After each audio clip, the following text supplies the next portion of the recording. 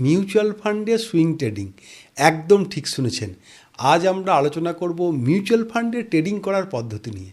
স্টকে ট্রেড করা যায় প্রত্যেকেই জানি, অপশনে ট্রেড করে আমরা অনেকেই আমাদের কষ্টের টাকা নষ্ট করেছি।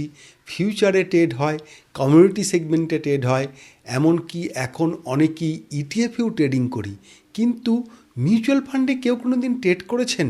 মিউচুয়াল ফান্ডকে আমরা long term wealth creation journey হিসাবে ধরে থাকি। এখানে অল্প অল্প করে পয়সা জমালে নাকি 20 বছরে, 25 বছরে, 30 বছরে কোটি টাকা পাওয়া যায়। আপনারা কি বাস্তবে কেউ মিউচুয়াল ফান্ড থেকে কোটিপতি হয়েছেন? না না, আমি এসআইপি ক্যালকুলেটরের কথা বলছি না। এসআইপি ক্যালকুলেটরে আমরা তো প্রত্যেকেই কোটিপতি হয়েছি। আমি বলছি রিয়েল লাইফে বাস্তবে কতজন মিউচুয়াল ফান্ড থেকে কোটিপতি হয়েছেন।